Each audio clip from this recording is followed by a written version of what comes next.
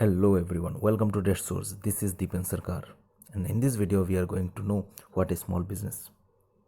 Let's get started. First of all, small businesses are present in every country. No matter in which country you look for, every country will have small businesses because these are the fundamental of our society. Now, definitely developing countries are having more number of small businesses compared to developed countries, and that's why they are developed, because they are having larger companies, larger factories, larger businesses. So therefore developing countries having more number of small businesses. Great example, India is having many small businesses. Now small businesses are level intensive industry, and these businesses works on capital saving model. That means if you are working in a small business, that means you may have to work for longer duration of time. And definitely, as it is a small business, that means they don't have much capital. So if you are starting a small business, you will not have much capital with you, so it has to work with capital saving model. Now there are certain parameters that we use to identify which is a small business. Let's look into them one by one. First, number of employees. We can decide whether this business is small or not. It's a small or large business with the number of employees. If there is less number of employees, that means the business is small. If there is large number of employees, that means the business is large. As simple as that. Capital involved. Capital is the very crucial part of a business. That means if the capital is more invested in the business, that means the business is large, and vice versa. That means if the capital involvement is less, that means the business is a small business. And volume of output. That means if your business is a small business, the output of the production will be less. And likewise, the output is more, means the business is a big business. If your business is small, it will consume less power, whereas if your business is large, it will consume more power. Now let me point out this, that no parameters are limitless. Let's say you have a company which is small, you have started with small investment, but the power consumption is more, because maybe you are operating large machines, or you may be operating computers whole day. That means you cannot measure with the power consumption. Similarly, if you have taken a lot of employees into your business, but the business is still small, that means the nature of industry does depends the parameters. That means parameters are limited. The nature of industry will decide which industry is small, which industry is large. Now in India, the businesses are categorized into MSME, micro, small and medium industries. Now here is the data taken from the website of MSME, Government of India.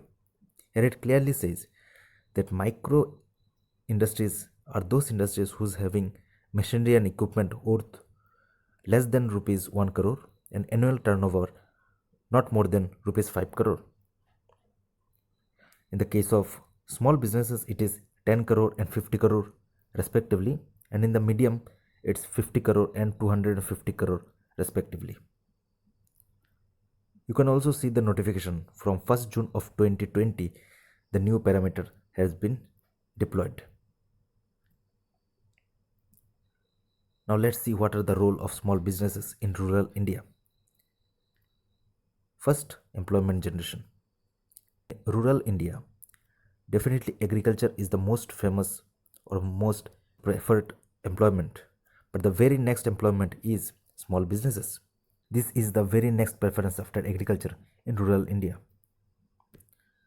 Number 2, it improves the economic condition of the locality. Definitely, when there is an industry set up in your locality, you are getting employment there. The economic conditions will definitely improve of the locality. Number 3, it promotes artistic and creative sense. Rural development. No matter what, if there is industry nearby you, it's providing some employment, it's spending some money onto your locality, that means there is a rural development. And last but not the least, mobilization of local resources. Definitely, if there is an industry set up in your area, this industry will be needing some resources, and these resources will be provided from your locality. Now let's say ultimately, what is the role of small businesses in India's economy? First, regional development. As I have mentioned earlier, the regional development is the very first effect that happens due to a setup of a new industry in a locality. Next, second largest employer of human resource. As I mentioned earlier, right after agriculture, it is the second largest employer. Variety of products. If there are number of small businesses in your locality or in your country, that means in your country there are a variety of products, and as a customer you are having an opportunity to choose.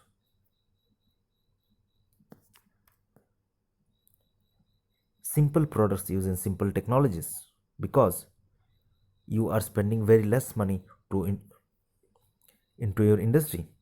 That means you have to use your creative mind, and somehow you have to manage your technologies, your spending, your resources, and that's how the simple products are coming out of the industry with simple technologies depending on the locally available resources.